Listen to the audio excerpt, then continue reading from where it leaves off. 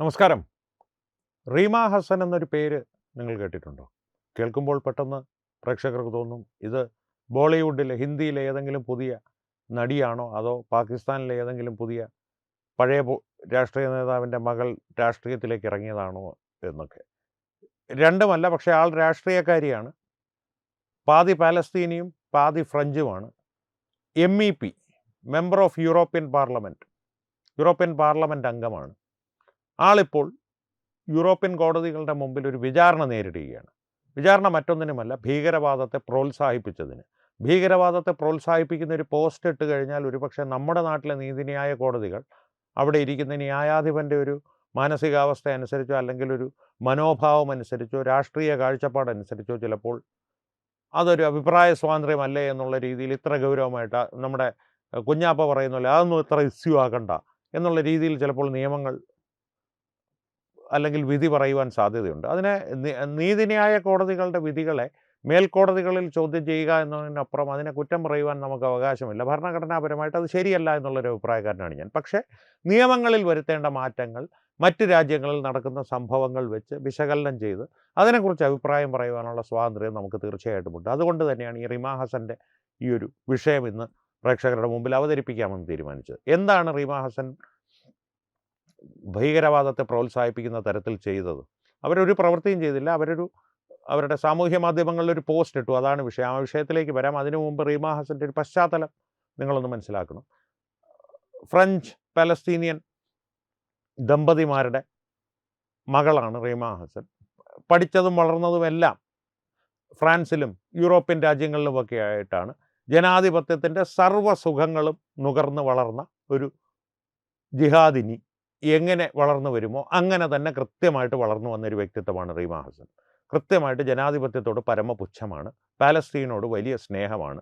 എന്നാൽ അത് തന്നെ പറയും, ഞാൻ ഗേ റൈറ്റ്സിനെ, സ്വവർഗ ലൈംഗികതയെ ഞാൻ പ്രോത്സാഹിപ്പിക്കുന്നു. പാലസ്തീനിൽ അവരെ കെട്ടിടങ്ങളുടെ മുകളിൽ നിന്ന് എറിഞ്ഞു കൊല്ലുകയാണ് പതിവ്. അതൊന്നും വിഷയമല്ല. പക്ഷേ ഫ്രീ പാലസ്തീൻ എന്തൊക്കെ പറഞ്ഞാലും ഫ്രീ, മുഖ്യമന്ത്രി രാജിവെക്കണമെന്ന് പറഞ്ഞ പോലെ എന്തൊക്കെ പറഞ്ഞാലും ഫ്രീ പാലസ്തീൻ, ഷേവ് ഗാസ, ഇത്തരത്തിലുള്ള ആളാണ്. എപ്പോഴും മറ്റേ സ്ഥിരമായിട്ട് ടീഷർട്ടും ജീൻസുമൊക്കെ ഇട്ട് നടക്കുന്നയാൾ എന്തെങ്കിലും പ്രശ്നമുണ്ടാകുമ്പോൾ തലയിൽ തുണി വരിഞ്ഞ് കെട്ടി മറ്റേ ഒരു കളകളമുള്ള ഒരു ബാത്റൂം കാർപ്പറ്റ് ഉണ്ടല്ലോ, ഗാഫ്കയോ അങ്ങനെ എന്തോ പറയുന്ന, കുഫിയോ അങ്ങനെ എന്തോ പറയുന്ന ഒരു തുണിയും തോളത്തിട്ട് പ്രത്യക്ഷപ്പെടും പൊതുമണ്ഡലങ്ങളിൽ. അതാണൊരു വേഷം മാറ്റം. ഒരു നാടകക്കാരിയാണ് എന്ന് വേണമെങ്കിൽ പറയാം. അത്തരത്തിലുള്ളൊരു രാഷ്ട്രീയക്കാരിയാണ് ഈ റീമ ഹസൻ. റീമ ഹസൻ അടിസ്ഥാനപരമായിട്ട് ഈ പലസ്തീനെ പിന്തുണയ്ക്കുന്നവർക്ക് ജൂതന്മാരോടുള്ള വെറുപ്പ് ഉണ്ടായിരിക്കണമെന്നുള്ളൊരു നിയമമാണ്, അലിഖിത നിയമമാണ്. ഒരുപക്ഷെ അലിഖിത നിയമമെന്ന് പറയുന്നത് തെറ്റാണ്. കാരണം ഈ പലസ്തീൻ അനുകൂലികളുടെ, അതിലും പ്രത്യേകിച്ചൊരു വിഭാഗത്തിൽ തന്നെ പെട്ടവരുടെ, ഒരു മതവിഭാഗത്തിൽ തന്നെ പെട്ടവരുടെ കാര്യത്തിൽ അത് ലിഖിത നിയമം കൂടിയാണ്. കാരണം പുസ്തകത്തിൽ എഴുതി വെച്ചിട്ടുണ്ട്, ഇവന്മാരെ ശത്രുക്കളായിട്ട് കാണണം, കണ്ടെടുത്ത് വെച്ച് തന്നെ തട്ടിക്കളയണമെന്ന്, ജൂതന്മാരെ അങ്ങനെ പറയുന്നതാണ്. അതുകൊണ്ട് തന്നെ ഈ റീമ ഹസൻ്റെ ഉള്ളിൽ ജൂതന്മാരോടുള്ള വെറുപ്പ് വളരെ വലുതാണ്. അത് അവരിടയ്ക്കിടെ പ്രകടിപ്പിക്കാറുമുണ്ട്. പക്ഷെ ഒന്ന് പൊതിഞ്ഞാണ് പ്രകടിപ്പിക്കുന്നത്. പക്ഷേ അത് ഇടയ്ക്ക് ഒരു അബദ്ധം പറ്റിയത് മറ്റൊന്നുമല്ല. സാമൂഹ്യ മാധ്യമങ്ങളിൽ കോസോ ഒക്കോമോട്ടോ എന്നൊരു വ്യക്തിയുടെ ഒരു കോസോ ഒക്കോമോട്ടോ പറഞ്ഞതായി പറയപ്പെടുന്ന ചില വാചകങ്ങൾ അവർ എടുത്തു കുറിച്ചു. ആ വാചകങ്ങളുടെ ഏകദേശ തർജിമ ഇങ്ങനെയാണ്. ആദ്യമായ വാചകങ്ങളൊന്ന് ഞാൻ കൃത്യമായിട്ട് വായിക്കാം. I gave my youth to Palestine cause. As long as there is oppression, resistance will not only be a right but a duty. അതായത് ഞാൻ എൻ്റെ യൗവനം പലസ്തീനികളുടെ ലക്ഷ്യത്തിന് വേണ്ടി അല്ലെങ്കിൽ അവരുടെ ലക്ഷ്യങ്ങൾക്ക് വേണ്ടി ദാനം ചെയ്തു കഴിഞ്ഞിരിക്കുന്നു. അടിച്ചമർത്തലുകൾ തുടരുന്നിടത്തോളം കാലം എതിർപ്പുകൾ അല്ലെങ്കിൽ എതിർ ശബ്ദങ്ങൾ, എതിർത്തുള്ള പോരാട്ടങ്ങൾ നമ്മുടെ അവകാശം മാത്രമല്ല, ഒരു കടമ കൂടിയാണ്. ഇതാണ് അതിൻ്റെ ഒരു രത്ന ചുരുക്കം. ഇത് ഈ കോസോ ഒക്കോമോട്ടോ ആരായിരുന്നു എന്ന് ചോദിച്ചാൽ ജാപ്പനീസ് റെഡ് ആർമി എന്നൊരു ഭീകരവാദ സംഘടനയുടെ അംഗമായിരുന്നു. ഇപ്പോൾ ബെൻഗുരിയോ എന്നറിയപ്പെടുന്ന അന്നത്തെ ലോർഡ് എയർപോർട്ടിൽ 1972 ബാഗേജ് ഏരിയയിൽ, ഈ ബാഗേജുകളൊക്കെ വരുമല്ലോ, യാത്രക്കാരുടെ ബാഗുകളെല്ലാം വരുന്ന ഏരിയയിൽ ബിസിനസ് സ്യൂട്ട് ധരിച്ച് ഈ കോസോ ഒക്കോമോട്ടോയും മറ്റ് 2 സഹായികളും എത്തുകയും വന്ന് എത്തിച്ചേർന്ന ആളുകൾക്ക് നേരെ, യാത്രക്കാർക്ക് നേരെ യാതൊരു ലക്ഷ്യബോധവും ഇല്ലാത്ത തരത്തിൽ കണ്ണും പൂട്ടി വെടിയുതിർത്തു 26 പേരുടെ മരണത്തിനിടയാക്കി. ലോർഡ് എയർപോർട്ട് മാസക്കർ എന്നാണ് അതറിയപ്പെടുന്നത്. ഇപ്പോൾ ആ എയർപോർട്ടിൻ്റെ പേര്, വിമാനത്താവളത്തിൻ്റെ പേര് ബെൻഗുറിയോ എന്നാണ്. ആ സംഭവത്തിൽ സുരക്ഷാ ഉദ്യോഗസ്ഥന്മാരുടെ ഇടപെടൽ കാരണം കോസോ ഒക്കോമോട്ടോയുടെ 2 കൂട്ടാളികൾ മരണപ്പെട്ടു. കോസോ ഒക്കോമോട്ടോ പിടിക്കപ്പെട്ടു. കോസോ ഒക്കോമോട്ടോ പിടിയിൽ ജയിലിൽ കിടക്കുന്ന സന്ദർഭത്തിൽ പറഞ്ഞു എന്ന് പറയപ്പെടുന്ന വാചകമാണ് ഈ റീമ ഹസൻ സാമൂഹ്യ മാധ്യമങ്ങളിൽ പ്രചരിപ്പിച്ചത്. ഈ red army, Japanese red army Palestine ഭീകരവാദികൾക്ക് വേണ്ടി കൊട്ടേഷൻ എടുത്താണ് ഈ എയർപോർട്ട് ആക്രമണം, വിമാനത്താവളം ആക്രമിച്ച് 26 പേരെ വധിച്ചത്. 17 ക്രിസ്ത്യാനികളും ബാക്കി ജൂതന്മാരും. അപ്പോൾ ഈ വിഷയത്തെ സംബന്ധിച്ച് അന്വേഷണങ്ങൾ നടന്നു. കോസോ ഒക്കോമോട്ടോ എല്ലാം ശിക്ഷിക്കപ്പെട്ടു. ഈ വിഷയം ഇസ്രായേലിൽ തന്നെ വലിയ ചരിത്ര പ്രാധാന്യമുള്ളൊരു സംഭവമാണ്. കാരണം അവർക്ക് നേരെ നടക്കുന്ന ആക്രമണങ്ങളെ കുറിച്ച് സൂചിപ്പിക്കുമ്പോൾ ലോർഡ് എയർപോർട്ട് കൊലപാതകങ്ങൾ അല്ലെങ്കിൽ ഭീകരാക്രമണം പറയാതെ കടന്നു പോകാറില്ല അവരുടെ ചരിത്ര പുസ്തകങ്ങളൊന്നും, അല്ലെങ്കിൽ ചരിത്രാധ്യാപകരാരും.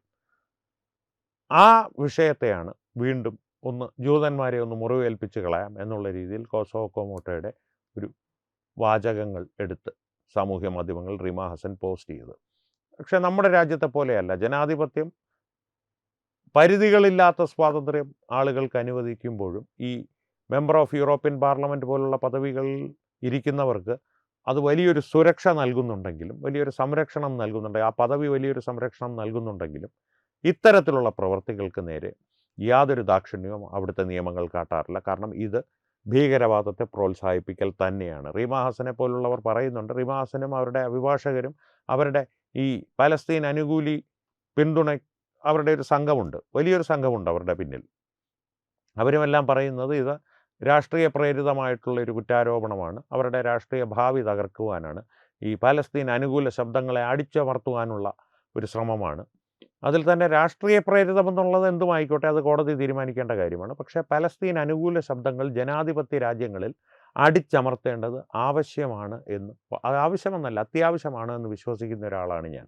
അതിൻ്റെ കാരണമെന്ന് പറഞ്ഞാൽ ഈ പലസ്തീൻ അനുകൂല ശബ്ദം മിക്കപ്പോഴും ഹമാസ് അനുകൂല ശബ്ദമാണ്. ഈ കഫിയൊക്കെ ഇട്ട് വന്ന് നിൽക്കുന്ന ആളുകൾ പിന്തുണയ്ക്കുന്നത് ഹമാസ് എന്ന ഭീകരവാദ സംഘടനയാണ്. ഹമാസിൻ്റെ നട്ടലൊടിച്ചിട്ടിരിക്കുകയാണ് ഇസ്രായേൽ ഇപ്പോൾ. എന്നിരുന്നാൽ പോലും ഈ ഒരു ഭീകരവാദ സംഘടനയുടെ നട്ടലൊടിച്ച് അതിനെ കുഴിച്ചു മൂടിയാൽ മറ്റൊരു ഭീകരവാദ സംഘടന മുളച്ചു വരും. കാരണം ഇതിൻ്റെ എല്ലാം അടിസ്ഥാന ആശയങ്ങൾ വരുന്നത് ഒരു മതഗ്രന്ഥത്തിൽ നിന്നാണ്. അത് പഠിപ്പിക്കുന്നത് വെറുപ്പും വിദ്വേഷവും മാത്രമാണ്. നമ്മുടെ മതമാണ് ഏറ്റവും വലുത്. ആ മതത്തിൻ്റെ പ്രചാരണം നാം ഏറ്റെടുക്കുക തന്നെ വേണം. അതിനുവേണ്ടി കാഫിറുകളെ, നമ്മുടെ മതത്തിൽ വിശ്വസിക്കാത്ത എല്ലാവരെയും പട്ടിക്ക് സമമായി കണ്ട് തന്നെ, ഈ കഴിഞ്ഞ ദിവസം ഒരു പൊറോട്ട തലയെ കെട്ടിയ ഒരു താടിക്കാരൻ പറയുന്നുണ്ടായിരുന്നല്ലോ, ബോധമുണ്ടായിട്ടും വിശ്വസിക്കാത്തവർ പട്ടിക്ക് സമമാണ് എന്ന്.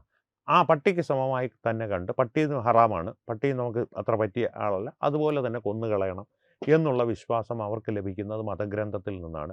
ആ മതഗ്രന്ഥത്തിനപ്പുറം ഒരു ശാസ്ത്രമോ സാമൂഹിക ബോധമോ ഒന്നും അവരെ ബാധിക്കുന്നില്ല. അത്തരത്തിലുള്ള വിശ്വാസങ്ങളുമായി മുന്നോട്ട് പോകുന്ന ഈ ഭീകരവാദികളെ പുകഴ്ത്തി പറയുന്നവർ യൂറോപ്യൻ രാജ്യങ്ങളിലെ നിയമങ്ങൾ ഇടക്കാലത്ത് വളരെ മൃദുലതയോടുകൂടി കൈകാര്യം ചെയ്തിരുന്നു. ഒരു വെൽവെറ്റ് ഗ്ലൗസ് എന്ന് പറയുമല്ലോ, വെൽവെറ്റ് ഗ്ലൗസ് അണിഞ്ഞു പിടിക്കുക, വളരെ മൃദുലമായിട്ടുള്ള സൂക്ഷ്മമായി കൈകാര്യം ചെയ്യേണ്ട കാര്യങ്ങളൊക്കെ എടുത്ത് കൈകാര്യം ചെയ്യുവാനായി ഉപയോഗിക്കുമ്പോൾ വെൽവെറ്റിൻ്റെ ഗ്ലൗസുകളിടും.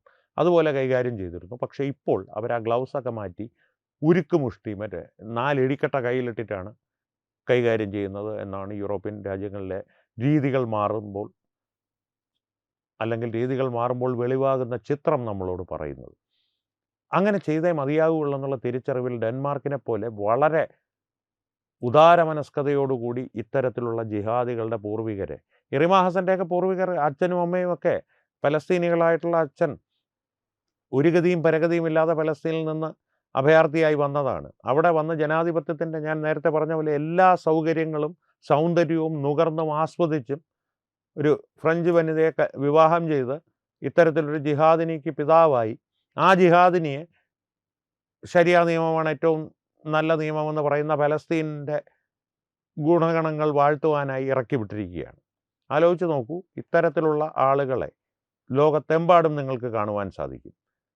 ജനിച്ച രാജ്യത്ത് ജിഹാദികളുടെ ശല്യം കാരണം ഒരു ഗതിയും പരഗതിയുമില്ലാതെ ജനാധിപത്യപരമായി പ്രവർത്തിക്കുന്ന ഏതെങ്കിലും രാജ്യത്തേക്ക് കുടിയേറി അവിടുത്തെ സൗകര്യങ്ങളെല്ലാം അനുഭവിച്ച് ഒട്ടിപ്പിടിച്ചിരുന്ന നട്ടലൊന്ന് മാംസത്തിൽ നിന്ന് വിടുമ്പോൾ, ഒന്ന് കൊഴുക്കുമ്പോൾ ശരിയാ നിയമമാണ് ഏറ്റവും നല്ല നിയമം, ഇവിടെയും ശരിയാ നിയമമാണ് ആക്കണം എന്നുള്ള മുറവിളിയുമായി അവരുടെ തോന്നിയവാസങ്ങൾ തുടങ്ങും ആ രാജ്യത്ത്. ഈ നിയമം കാരണവും ഈ തോന്നിയവാസങ്ങൾ കാരണവുമാണ് ഇവരുടെയൊക്കെ ജന്മദേശം കുട്ടിച്ചോറായത്. അതുകൊണ്ടാണ് ഇവർക്ക് പലായനം ചെയ്യേണ്ടി വന്നത്. അതൊന്നും പ്രശ്നമല്ല. മതം മാത്രമാണ് പ്രശ്നം. റീമാ ഹസൻ്റെ കാര്യത്തിലും മതം മാത്രമാണ് പ്രശ്നം. അവർക്കെതിരെയുള്ള കുറ്റാരോപണങ്ങളിൽ ഈ ആരോപിച്ചിരിക്കുന്ന കുറ്റകൃത്യങ്ങൾ സംബന്ധിച്ചുള്ള വാദപ്രതിവാദങ്ങൾ ഈ കഴിഞ്ഞ ദിവസം കോടതിയിൽ നടന്നു. എന്നാൽ കോടതി അടുത്ത ഒക്ടോബർ മാസം വരെ ഈ നടപടികൾ തള്ളിവെച്ചിരിക്കുകയാണ്. ഇനി നെക്സ്റ്റ് ഡേറ്റ് എന്ന് പറയുമല്ലോ, കോടതി അടുത്ത തീയതി നിശ്ചയിച്ചിരിക്കുന്നതിൻ്റെ വാദം തുടരുവാനായി ഒക്ടോബറിലാണ്. എന്തായാലും റീമാ ഹസന് നേരെ അത്ര മൃദുവായ സമീപനമൊന്നും ആയിരിക്കില്ല നിയമത്തിൻ്റേത് എന്നുള്ളത് ഉറപ്പാണ്. പക്ഷേ അവർക്ക് പിന്തുണയേകുന്നവരുടെ എണ്ണവും നാൾക്ക് നാൾ വർദ്ധിച്ചു വരുന്നുണ്ട്. കാരണം ഈ കഴിഞ്ഞ ദിവസം അവർ കോടതിയിൽ ഹാജരായപ്പോൾ കോടതിക്ക് പുറത്ത് തടിച്ചുകൂടിയിരുന്ന നിരവധി ആളുകൾ അവരെ പിന്തുണച്ചുകൊണ്ട് തന്നെ മുദ്രാവാക്യങ്ങൾ ഉയർത്തുകയും സേവ് പാലസ്റ്റീൻ മുദ്രാവാക്യങ്ങൾ ഉയർത്തുകയും ഒക്കെ ചെയ്യുന്നു. അപ്പോഴും അവർ ഉപയോഗിച്ചൊരു വാക്ക്, ആദ്യം പറഞ്ഞു, അനുയായികളോട് പറഞ്ഞു, ഇത് എനിക്കെതിരെ ചുമത്തിയിരിക്കുന്ന ഈ കുറ്റം രാഷ്ട്രീയ പ്രേരിതമാണ്, ഇത് നിലനിൽക്കില്ല എന്നൊക്കെ പറഞ്ഞിട്ട് അവരവസാനം പറഞ്ഞത് നോബഡി ഈസ് സേഫ് എന്നാണ്. ഇതും ഈ ലോഡ് എയർപോർട്ട് ഭീകരാക്രമണവുമായി ബന്ധപ്പെട്ട് ഇസ്രായേലിൽ പൊതുവെ പരന്ന ഒരു വാക്യമാണ്, അല്ലെങ്കിൽ ഒരു വാചകമാണ്. ആരും സുരക്ഷിതരല്ല ഭീകരവാദികളിൽ നിന്ന്. കാരണം പലസ്തീനി ഭീകരവാദികൾ നേരിട്ട് ആക്രമിക്കുന്നതിനെ തടയുവാനായിട്ട് വേണ്ട പ്രതിരോധങ്ങളെല്ലാം ഇസ്രായേൽ സുരക്ഷാ ഏജൻസികൾ ഒരുക്കി കഴിഞ്ഞിരുന്നു. അപ്പോഴാണ് ജപ്പാനിലെ റെഡ് ആർമി എന്ന ഭീകരവാദ സംഘടനയെ ഉപയോഗിച്ച് അവരിത്തരത്തിലൊരു ആക്രമണം നടത്തിയത്. കാരണം ജാപ്പനീസുകാരെ സംശയിക്കേണ്ട കാര്യമില്ല എന്ന് ധരിച്ചു വെച്ചിരുന്ന ഇസ്രായേലുകാർക്ക് മണ്ടത്തരം പറ്റിയത് അവിടെയാണ്. ആ രീതിയിലാണ് ഇവർ കാര്യങ്ങൾ മുന്നോട്ട് കൊണ്ടുപോകുന്നത് എന്ന് കണ്ടപ്പോഴാണ് ഇസ്രായേലിൽ പൊതുവായിട്ടുള്ളൊരു ധാരണ പരന്നത് നോബഡി ഈസ് സേഫ്. അത് തന്നെയാണ് അവർ കോടതിയിലേക്ക് കയറുന്നതിന് മുമ്പ് പറഞ്ഞ അവസാന വാക്ക്. ആലോചിച്ച് നോക്കൂ, ഇപ്പോഴും ഒരു ജിഹാദിനിയുടെ മനസ്സിൽ തന്നെയാണ് അവർ പ്രവർത്തിക്കുന്നത്. അതുകൊണ്ട് തന്നെ അവരെ നിയമപരമായി കൈകാര്യം ചെയ്യേണ്ടത് യൂറോപ്പിൻ്റെ സുരക്ഷിതത്വത്തിന് ആവശ്യമാണ് എന്ന് അവിടെ ചിലരെങ്കിലും തിരിച്ചറിഞ്ഞു തുടങ്ങി. അതിൻ്റെ ഒരു പരിണാമമാണ് റീമാ ഹസൻ ഇപ്പോൾ കോടതിയുടെ കൂട്ടിൽ കയറി നിൽക്കേണ്ടി വന്ന സാഹചര്യം ഒരുങ്ങിയത്, ഏറ്റവും ചുരുങ്ങിയത്. കാരണം അവർക്ക് നേരെ വിരൽ ഉയർത്തുവാൻ പോലും, അവർക്ക് വിരൽ ചൂണ്ടി നിങ്ങളിങ്ങനെയാണ് പ്രവർത്തിക്കുന്നത്, ഇത് ശരിയല്ല എന്ന് പറയുവാൻ പോലും ഒരു 4-5 വർഷങ്ങൾക്ക് മുമ്പ് ആരും ധൈര്യപ്പെട്ടിരുന്നില്ല. ഇസ്ലാമോഫോബിയ എന്ന പട്ടം നെറ്റിയിൽ ചാർത്തി കൊടുക്കപ്പെടുമെന്നുള്ള ഭയത്താൽ. അതുകൊണ്ട് തന്നെ റീമാ ഹസൻ ശിക്ഷിക്കപ്പെടട്ടെ എന്ന് ഞാൻ ആത്മാർത്ഥമായി ആഗ്രഹിക്കുന്നു. കാരണം ഈ കേസിൽ അവർ കുറ്റക്കാരി എന്ന് കണ്ടെത്തി കഴിഞ്ഞാൽ അവർക്ക് MEP സ്ഥാനം പോവും. ഈ MP സ്ഥാനത്തിന് തുല്യമായിട്ടുള്ള യൂറോപ്യൻ പാർലമെൻറ്റിലെ MP സ്ഥാനം അവർക്ക് നഷ്ടമാകും. വർഷങ്ങൾ 7 മുതൽ 10 വർഷങ്ങൾ വരെ അവർക്ക് തടവും ലഭിക്കും. അത് അവിടുത്തെ തടവ് ശിക്ഷ എന്ന് പറയുന്നത് പലപ്പോഴും പരോളൊന്നുമില്ലാതെ ഏകാന്ത തടവൊക്കെ ആയിരിക്കും വിധിക്കപ്പെടുന്നത്. അങ്ങനെ ഒരു ശിക്ഷ തന്നെ അവർക്ക് ലഭിക്കട്ടെ. ഈ സുഖസൗകര്യങ്ങളൊന്നും ഇല്ലാതെ ജനാധിപത്യ വ്യവസ്ഥയിൽ ജനാധിപത്യത്തിൻ്റെ വ്യവസ്ഥകളനുസരിച്ച് ജീവിച്ചില്ലെങ്കിൽ എന്ത് സംഭവിക്കുമെന്നുള്ളതിന് ഒരു പാഠപുസ്തകമായിരിക്കണം, ഒരു ഉദാഹരണമായിരിക്കണം റീമാ ഹസൻ എന്ന് ഞാൻ ആഗ്രഹിക്കുന്നു. ഈ വിഷയത്തിൽ പ്രേക്ഷകരുടെ അഭിപ്രായങ്ങൾ എന്താണ്? ഇത്തരത്തിൽ അഭയാർത്ഥികളായി വരുന്നവർ പിന്നീട് അവരിലുണ്ടാകുന്ന ഒരു ഭാവമാറ്റം, അത് അഭയാർത്ഥികളായി അവർ വന്നു കയറുന്ന രാജ്യത്തെ എങ്ങനെ ബാധിക്കുന്നു? ഇതൊക്കെ സംബന്ധിച്ച് നിങ്ങളുടെ അഭിപ്രായങ്ങൾ തീർച്ചയായും കമൻറ്റുകളിലൂടെ ഞങ്ങളുമായി പങ്കുവയ്ക്കുക. ഒപ്പം വീഡിയോ ലൈക്ക് ചെയ്യുക, നിങ്ങളുടെ പ്രിയപ്പെട്ടവരുമായി ഷെയർ ചെയ്യുക. ഏറ്റവും പ്രധാനപ്പെട്ട കാര്യം, തത്വമയി ന്യൂസിൻ്റെ യൂട്യൂബ് ചാനൽ നിങ്ങൾ സബ്സ്ക്രൈബ് ചെയ്തിട്ടില്ലെങ്കിൽ തീർച്ചയായും സബ്സ്ക്രൈബ് ചെയ്യുക. അപ്പോൾ ഈ വിഷയത്തിലും മറ്റു വിഷയങ്ങളിലും സംവാദങ്ങൾ തുടരട്ടെ. വീണ്ടും കാണാം. നന്ദി, നമസ്കാരം. HIV അണുബാധ സന്തോഷപൂർണമായ ഒരു ജീവിതത്തിന് തടസ്സമല്ല. HIV അണുബാധയ്ക്ക് ഫലപ്രദമായ ചികിത്സ ഇന്ന് ലഭ്യമാണ്. ഇതിന് യഥാസമയം അണുബാധ കണ്ടെത്തുന്നതും കാലേക്കൂട്ടി ചികിത്സ നടത്തേണ്ടതും അത്യാവശ്യമാണ്. സൗജന്യമായ ചികിത്സയും മാർഗനിർദ്ദേശങ്ങളും സർക്കാർ ആശുപത്രികളിലെ ART അഥവാ ഉഷസ് കേന്ദ്രങ്ങളിൽ ലഭ്യമാണ്. ആരോഗ്യ സംരക്ഷണം ഓരോരുത്തരുടെയും ഉത്തരവാദിത്തമാണ്.